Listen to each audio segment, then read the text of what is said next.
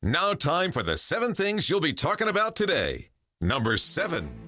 The 2025 college football hot seat features several SEC coaches facing pressure, mostly due to lofty expectations and ill-advised dressing choices on the sidelines.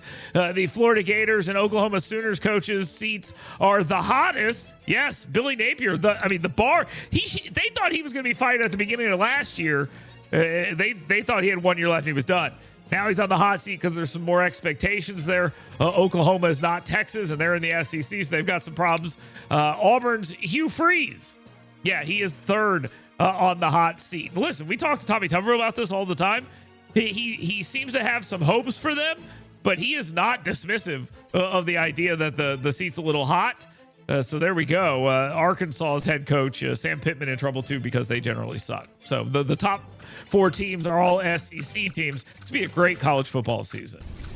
Number 6. The Alabama Republican Party passed a bylaw. I know, super exciting stuff here, guys. They passed a bylaw prohibiting Republican elected officials from appointing Democrats to positions in the state. Now, this affects people with appointing authority.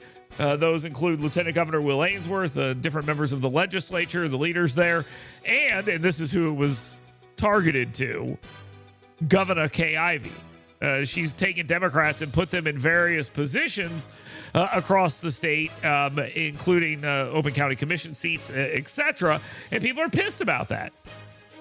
Now, did she know she did that? I don't know. I mean, somebody appointed them in her name, but Governor Kay Ivey is the one that drew the fire here. I don't know how they're going to hold people to this. You can't run for re-election if you're the governor and you appoint some Democratic county commissioner in Wilcox County. I'm not sure I buy that. Number 5. President Donald Trump's envoy dealing with the Israeli-Hamas conflict is not too happy, nor should he be. He should not be happy at all because now Hamas is doing what it does right when they're having negotiations. And what do they do? What do they do? They show a video of some emaciated individual who is having to dig his own grave in a tunnel. Hamas doesn't want peace, guys. I don't know how many times you can see this. And I don't know how many times you're going to fall for the same. They're starving. They're starving. Go look and see how many times they've done there's imminent starving happening in Gaza over and over and over again. I mean, at this point, you're just a useful idiot if you buy that. But Auburn coach Bruce Pearl also weighing in on this, blaming Barack Obama for his role in this. He gave billions to Iran and Hamas, he said, creating this mess, and not one word for you, calling for them to release the hostages. Yeah, you want the food? Release the hostages, guys.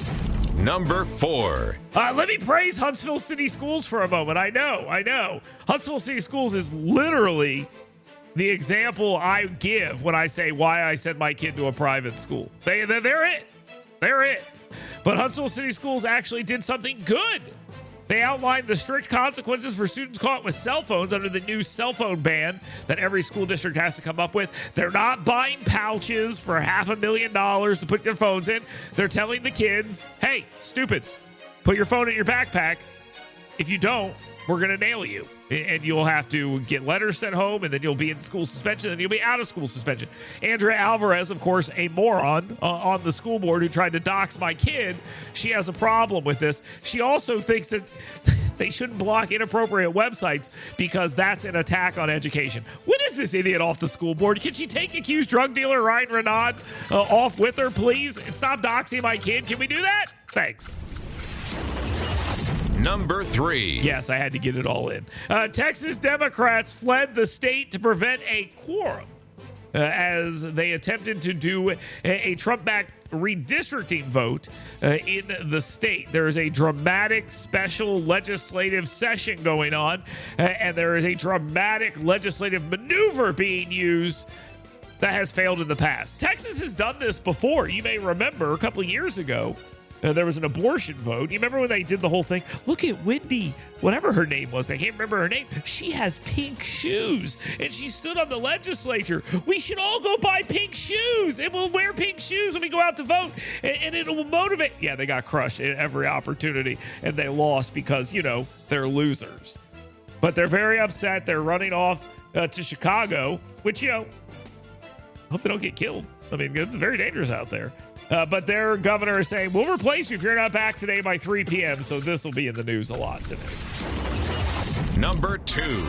Illegal immigrants. Don't worry, guys. Americans commit more crimes than illegal immigrants is what the response to this story is going to be. That's the response. I'm giving you the response first. Yeah, well, all those rapes in the dungeon are bad. But did you know that there were American citizens raping people in that dungeon too? Yes, that's absolutely correct. But it might be somewhat important to point out that one of the individuals arrested was part of a human trafficking ring with the violent, and I'm going to get this wrong because I'm, gringo over here, a violent Serenos gang. Andres Trejo Velasquez is a member of that gang, and they think this might be tied to a Mexican cartel. So they're tying all of that together. Again, people will tell you, yeah, but Americans are involved too. Yes, we understand that. That means we don't need to import our child rapists. We have enough here we need to deal with. We shouldn't be importing any of them. Now, time for the number 1 thing you'll be talking about today. Listen, I understand this as much as you do, okay?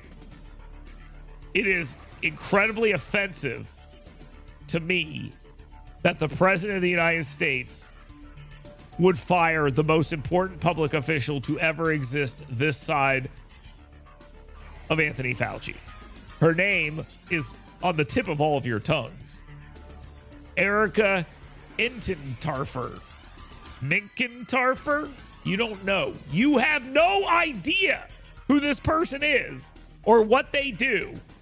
But they're going to tell you that it is of the utmost importance that she stay employed. Her real name is Erica Minkentarfer.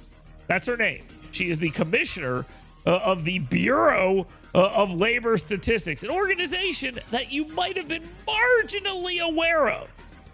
You would go, oh yeah, I've heard of that before. Yeah. Did I give you the right name on that? You don't even know. I could just be making all these names and titles up, and you have absolutely no idea. Now, Trump's wrong here. Let me just say that. I'm going to just be completely honest with you. If you want to fire this woman, he should have fired her a long time ago. He should have. Because they've been getting these reports wrong forever. They should have reformed this a long time ago. By doing it this way, it's clear that Donald Trump is just doing this because he's a butthurt little baby. I mean, that's really what this is. He's being a butthurt little baby. The jobs numbers look bad for him. That's how it works. That's the truth. Now, he's allowed to do this. He's allowed to do this. There's nothing illegal or wrong. This is not what Hitler does. It's not what Hitler does when CBS PBS and NPR go off the air. That's not what Hitler does either. Okay? That's not it. So you can stop saying those things. You can still criticize this and not sound like a moron. If you start talking about Hitler and all these other things like people are doing, then people are just going to tune you out. So is he shooting the messenger? Yes, he is. And he shouldn't do that. Here's the real story on all of this. There are some economic indicators and some signs that the economy might be looking at some trouble here in the future. I mean, that's true. We could be going through some tough economic times. That's the truth. And pretending like these numbers are all lies or something like that is not going to solve that. Nor is calling him Hitler. But that's not really going to solve it either, because most people are just going to tune that out. And they're going to say, okay, it sounds like you guys are ridiculous. But the president says he wants a fresh set of eyes on the Bureau of Labor Statistics. If the next jobs report is good, the American media will say, that's the worst public employee we've ever seen in the history of ever. That person is a bastard and should be drug out and shot in the streets. So we now have this to deal with. So congratulations. This will be fun. This will be fun. The correct answer is this. 818,000 jobs were counted for Joe Biden. And then as soon as he withdrew, they're like, oh yeah, those were lies. That's what happened. Okay, that's the truth. That's a reason to fire the person. They missed by that much. Maybe the system's broke. I don't, that's probably the truth too. But I'm not going to cry for Micken Farter or whatever her name is. I'm not going to cry for her. I'm going to tell you guys the absolute truth. One, Trump looks bad for firing this person. Two, Those pretending she's the greatest public sector employee that's ever existed, yeah, they're just lying to you as well. So let's take a quick timeout. We will return. We got a lot more coming up. Jay Town will be with us, and we'll ask him, can he fire his employees? Is that allowed? Can he do that? The answer will be yes, and then we'll talk about other things. Stay tuned. Jay Town coming up here in just a little bit. I'm Dale Jackson. Emily's here with us as well. Stay tuned. We'll be right back. Get WBNN's Dale Jackson's 7 Things You Should Be Talking About Today right in your email box every morning. Go to yellowhammernews.com and sign up today.